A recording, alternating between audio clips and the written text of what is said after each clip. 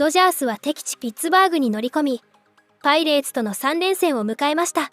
その初戦で大きな注目を集めたのが、大谷翔平選手とパイレーツの昨年サイ・ヤング賞を獲得した怪物右腕ポール・スキーンズ投手との対戦です。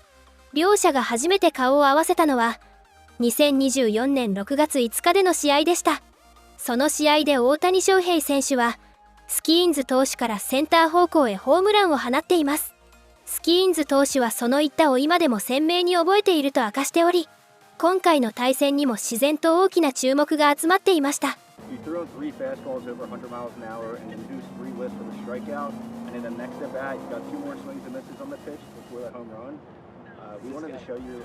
don't need to see it. I remember. This was the photo we were talking about. Yeah. It wasn't that wasn't a smile. That was kind of a grimace. Yeah, a little 3-2 heater. Just left it down a little bit. He makes adjustments. So, never again. そんなスキーンズ投手はドジャース戦の前夜、神対応をしたことが今日試合前に話題となりました。帰宅途中に地元のリトルリーグの練習場の明かりを見つけると、そのまま立ち寄り、子供たちの練習に参加したとのこと。スキーンズ投手はその場に2時間以上とどまり、サインに応じ、写真撮影をし、さらに子供たちとキャッチボールまで行ったということです。この出来事は MLB メディアでも大きく取り上げられ、敵地ピッツバーグの放送やメディアでも、この話題で持ちきりとなっていました。強豪ドジャースとの先発登板を翌日に控えながら、地元の子供たちと時間を過ごす。その神対応に、称賛の声が上がっていました。今季もスキーンズ投手は、大谷翔平選手、フィリーズのサンチェス投手、ブリュワーズのミジオロウスキー投手らと共に、サイ・ヤング賞争いの中心にいる存在です。その怪物右腕を相手に、この日、大谷翔平選手は3度目の対戦。初回先頭の第1打席、大谷翔平選手はスプリットを打たされ、セカンドゴロ。3回、無視一塁で迎えた第2打席では、97.3 マイル、約 156.6 キロの直球に空振り三振。さらに5回西の第3打席では、チェンジアップを打たされ、再びセカンドゴロに倒れました。この日は、快音が響きませんでした。敵地放送局も、第2打席の三振には圧巻と大絶賛していました。When Andrew came and then, Pedro Alvarez, Neil Walker, then all of a sudden you went to these events and you saw Pittsburgh jerseys. Threw it right by him. Yep, he can't believe it. He said nobody throws fastballs, that young fan. My Shohei ohtani, but not everybody's Paul Skeens is not messing around, just rearing back and coming right at him. And really, those fastballs are by him. それでも試合は終盤に大きく動きます。土砂降りの雨が降る中、スキーンズ投手がマウンドを降り、パイレーツの投手は2番手のドテルへと交代。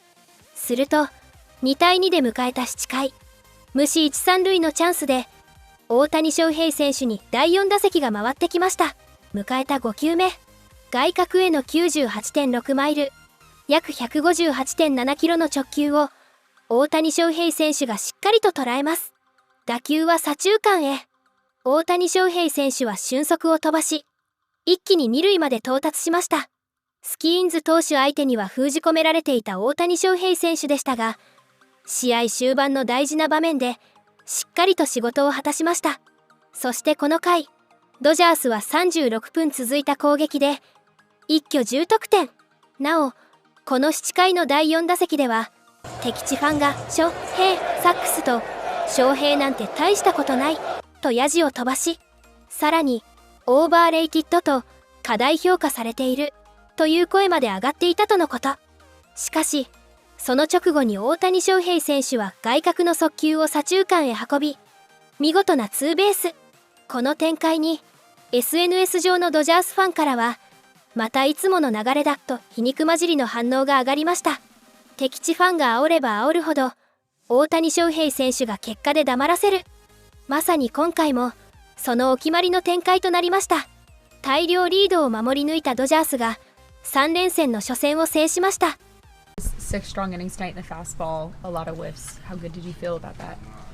Yeah, it felt good. Probably the best it's been in a few outings, execution-wise. So, yeah, went to it a little more than we have previously. Well, what do you attribute that to? Just a good day, I think. Yeah, just kind of comes and goes as the season goes. So, yeah, just kind of a good day with that. Did you have similar feel for the slider in this one? In that sense, throwing it a little more earlier, it seems like. Yeah, I mean the changeup command was a little. It wasn't quite as good as it's been. So, you got to throw off speed, and so we kind of leaned on the slider a little bit more.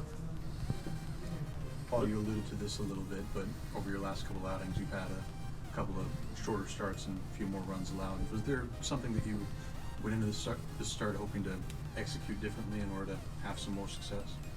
No, I've been happy with how I've been throwing it. Just gotta, keep going a little bit. If you're happy with how you've been throwing it, then how does it feel after this one to have the results match up with how you've been feeling? It's fine. I mean, we lost, so kind of is what it is. How'd you feel about executing your stuff within the zone, especially when it came to putting innings away and putting hitters away when you had 2 strikes? Yeah, I thought it was solid today. How hard is that to kind of deal with? And I know it's out of your control, but when you have a game that's 2-2 and then just kind of goes awry there in the 7th. Yeah, I mean it's kind of tough to watch, but it happens. Happens to everybody. So you feel for the guys that are out there, but they're gonna bounce back. They're pretty dang good. So have a lot of confidence, and if we go to them tomorrow, them being able to do their job and put up zeros the way they have been doing. Yeah, kind of got away from us a little bit, but tomorrow's a new day. How do you feel about just this group's ability to bounce back from a stretch like this? And you guys have done it in the past. Like, do you feel like you guys have what it takes to do it again? I mean, yeah. I think we're playing good baseball. We've been playing good baseball. I know we've lost a few in a row, but I'm not worried about that at all. We're going to be fine. Obviously a very, very long season, but with these 4 in a row against the Braves and the Dodgers, do you feel like these 4 against the 2 of the best teams in baseball have shown you guys anything? Maybe a little bit, but kind of just have to get the big hit and put guys away with runners in scoring position, stuff like that. Just stuff that it might show up against two teams that aren't the 2 best teams in baseball. So I think that's probably a natural question to ask, but I think it's kind of I'm saying it might be a little bit independent of who we've been playing. So what did it mean to you that with 2 outs, the last 2 outings, that Donnie's come out for a mound visit but left you out there and let you try to get out of the inning? Yeah, I mean, it means a lot. To earn that trust and have that trust, it means a lot. So appreciate that from him. Yeah, I appreciate it. What's that like for you though, to know that he's like, hey, this is the last batter you're going to face, so either get him out or you're going to leave somebody on there. Like, what's that? I mean, there's a little bit more pressure in that situation. I don't think so.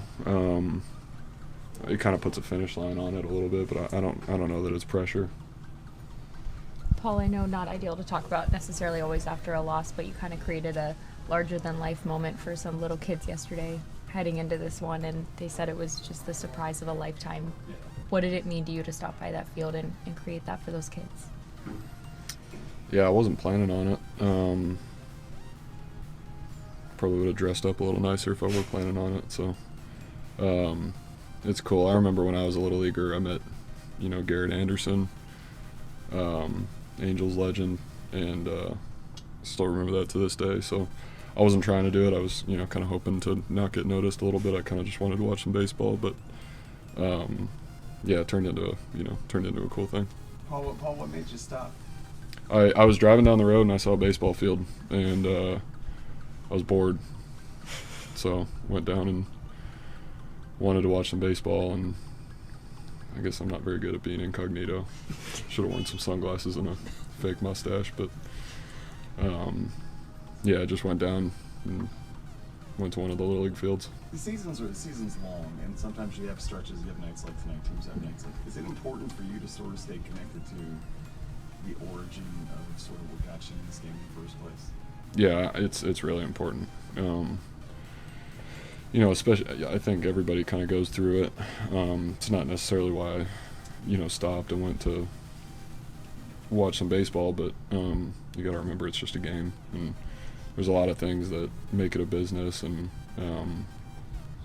make it kind of, you know, it's work. It's a job for us for sure, but on some days more than others. But you got to remember, you know, you love the game and why you started playing it in the first place.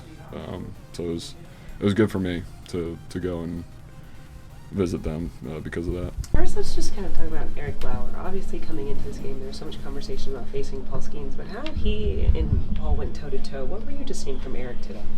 He was doing what he does. You know, he gets ahead, he mixes speeds, doesn't walk guys, and I thought he did a great job. You know, he left a couple pitches up early for the homers, but outside of that, unscathed and kind of good rhythm. And you know, he was, like you said, he was going toe-to-toe with Skeens, and then, you know, once we got both those guys out, we did a great job with the bullpen tonight. There in that seventh inning, what did you just see from your offense?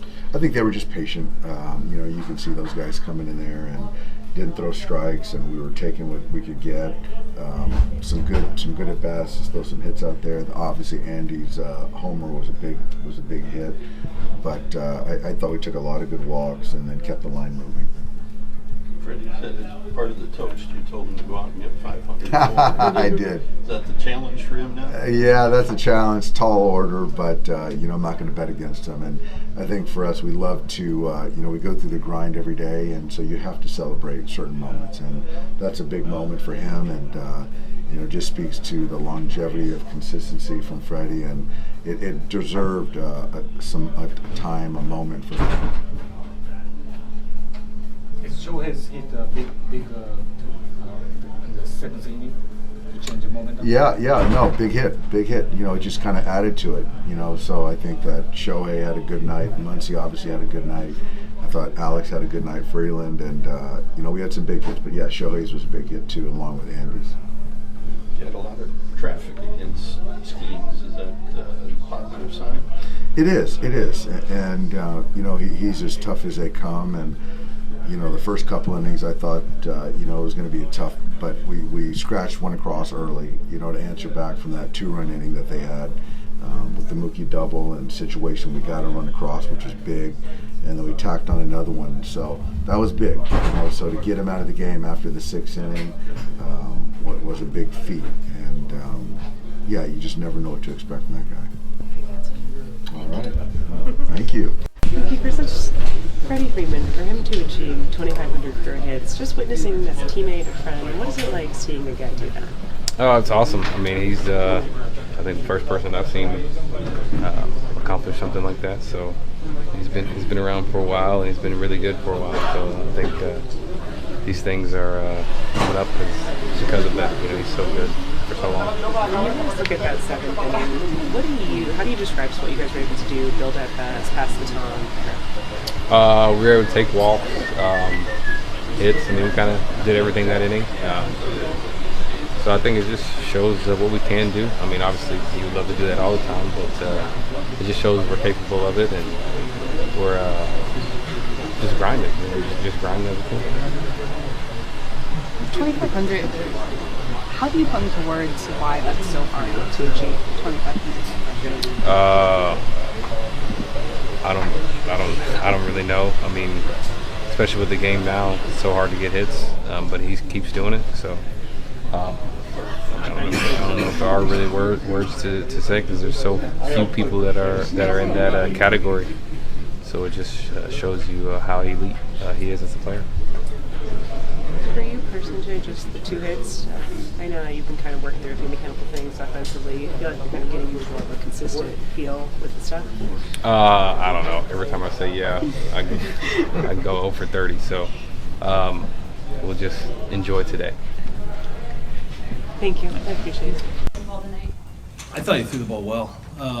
To go 6 innings there, got up over 100 pitches, still had some left in the tank, and 2 runs. I thought he threw the ball really well. I thought the command was better. Velo was where it normally is, and I thought that his off-speed stuff was sharper.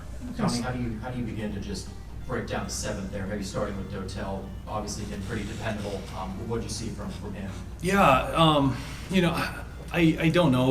We haven't had a chance to go back and watch the replay.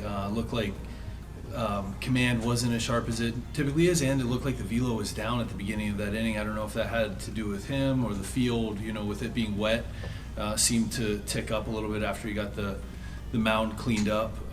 Just didn't seem like he was as sharp hitting his spots as he normally is. Same question, but with Benoit, obviously 3 walks for him, kind of couldn't escape that bases loaded carousel. Would you put most of it on command with his out? Yeah, command as well. Just control, being able to get the ball in the strike zone. 以上、今回もご視聴いただきありがとうございました。別の動画でもお会いできるのを楽しみにしております。